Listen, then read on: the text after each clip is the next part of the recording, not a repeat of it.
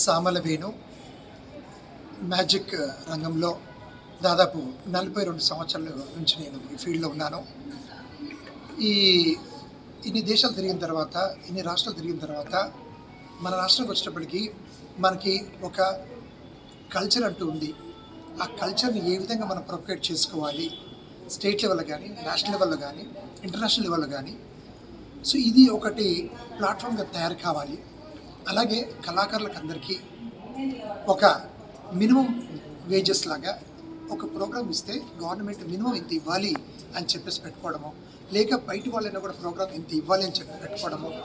So ఇవన్నీ కూడా ఎలాంటివంటే అది మినిమం పేమెంట్స్ కోసం వచ్చినప్పుడు. అలాగే నాటక రంగం ఉంది, అందులో దాదాపు 10 మంది వెళ్తారు. వాళ్ళకు కూడా సేమ్ అంత గీస్తుంటే మనకు సరిపోదు. సో కాబట్టి వాళ్ళకున్న కాస్ట్యూమ్స్కి అవన్నీ కూడా అవసరం వస్తుంది. సో వీటిని అంతా కూడా మేము ఒక కల్చరల్ కిందకి వచ్చి మన కల్చర్ డెవలప్ చేసుకుంటే టూరిజం డెవలప్ అవుతుంది. టూరిజం డెవలప్ అయితే మనకి రెవెన్యూ వస్తుంది, పేరు వస్తుంది, ఒక ప్రిజర్వేషన్ అవుతుంది. మన కల్చర్ని కూడా చేసుకోవడం జరుగుతుంది. మన కల్చర్ తెలుసుకోవడం కోసం కానీ ఇతర రాష్ట్రాల నుంచి, ఇతర దేశాల నుంచి ఇక్కడికి వస్తున్నారు, అవి పెరుగుతున్నాయి. ఇవన్నీ పెంపొందించాలి అంటే గవర్నమెంట్ రెవెన్యూ పెరగాలి అంటే కళను ప్రోత్సహించాలి. ఈ కళాకారులని ఎలా ప్రోత్సహించాలి? ఒక ఇన్స్టిట్యూషన్లో కానీ, ఒక గవర్నమెంట్ ఇన్స్టిట్యూషన్లో కానీ, ఇట్లా కానీ ఒక 1% జాబ్ కళాకారుల కోసం ఇవ్వడం. వాడికి మినిమం ఒక 15 సంవత్సరాల ఎక్స్పీరియన్స్ ఉండి, ఒక గ్రాడ్యుయేట్ అయి ఉండి, లేక ఇంటర్మీడియట్లో ఉండి, ఒక కళాకారుడికి ఒక న్యాయంగా బతకాలి అని చెప్పిన ఉంటుంది, గర్వంగా బతకాలని ఉంటుంది. వాడికి డబ్బుల మీద ఉండదు ఆశ, కరప్షన్ అస్సలు ఉండదు. అక్కడ మీరు ₹1,00,000 పెట్టిన తర్వాత ఇక్కడ చప్పట్లు కొడతారంటే ముందు మాకు చప్పట్లు ఇంపార్టెంట్, ఆడియన్స్ ఇంపార్టెంట్ చెప్పి కళాకారులు అనుకునే రోజులు ఇవి.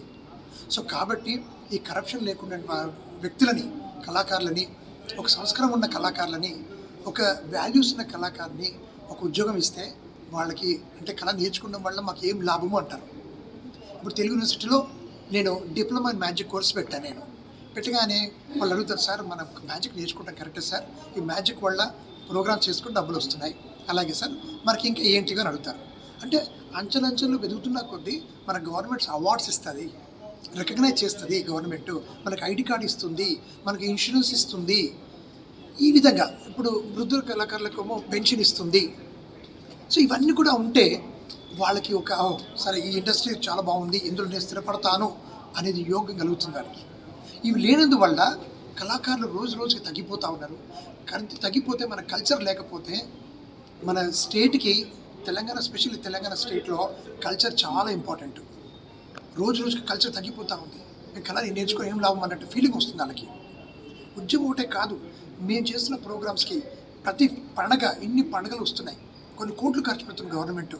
అలాగే ప్రతి పండగకి అన్ని రంగాల కళాకారులని ప్రోత్సహించాలి. 64 కళలు ఉన్నాయి.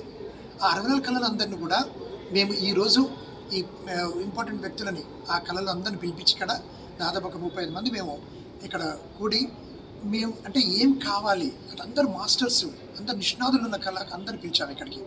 దీనికి ఈ రౌండ్ టేబుల్ సమావేశానికి నేను కన్వీనర్గా వ్యవహరించు, అందరు చెప్పగానే వచ్చారు. ఇందులో మంచి పాయింట్స్ అన్ని కూడా బయటకు వస్తున్నాయి. కల్చరల్ పాలసీని తీసుకొద్దామని చెప్పేసి అని ఈ గవర్నమెంట్కి మేము రిక్వెస్ట్ చేద్దామని. ఇప్పుడు మహారాష్ట్రలో ఉంది కల్చరల్ పాలసీ, రాజస్థాన్లో ఉంది, కానీ మన దగ్గర లేనందువల్ల ఇక్కడ ఒక పాలసీ లేనందువల్ల గవర్నమెంట్ ప్రోత్సాహం తగ్గిపోతూ ఉంది రోజుకి కళాకారులకు కల్చర్ మీద.